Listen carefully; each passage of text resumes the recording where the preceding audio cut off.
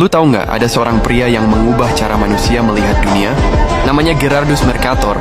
Orang ini bukan kaisar, bukan jenderal, tapi penemuan dia membuat para pelaut, penjelajah, dan ilmuwan bisa melihat bumi dengan cara yang sama sekali baru. Saking besarnya pengaruhnya, peta buatannya yang disebut proyeksi Mercator masih dipakai sampai sekarang. Tapi prosesnya nggak gampang. Dia hampir menghabiskan hidupnya untuk membuat peta yang sempurna, melawan batas teknologi dan kritikan orang-orang sezamannya. Gerardus Mercator lahir tahun 1512 di Rupelmonde, Flandria yang sekarang jadi Belgia. Dari kecil dia berbeda. Sementara anak-anak lain main di sungai dan hutan, Mercator tertarik pada garis, bentuk, dan jarak. Dia sering menggambar peta desa, sungai, dan jalan. Obsesi awalnya ini bukan sekadar hobi, tapi sinyal kalau dia punya visi besar. Memahami dunia dengan cara yang presisi. Dia belajar di sekolah Katolik dan kemudian di Universitas Leuven, tempat dia mendalami matematika, astronomi, dan geografi. Dia belajar tentang kompas, bintang, dan teori bumi bulat, pengetahuan, yang belum banyak dipahami orang pada abad ke-16. Mercator bukan hanya menghafal teori. Dia selalu bertanya, kalau bumi bulat, bagaimana caranya kita menggambar peta datar yang tetap akurat? Setelah lulus, Mercator mulai bekerja sebagai pembuat peta. Tapi abad ke-16 bukan zaman gampang buat bikin peta. Bahan terbatas, alat presisi sedikit, dan informasi tentang dunia jauh dari lengkap.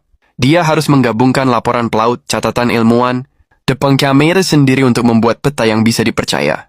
Mercator mengerti satu hal. Untuk navigasi laut, pelaut butuh peta yang memungkinkan mereka mengukur arah dan jarak dengan benar.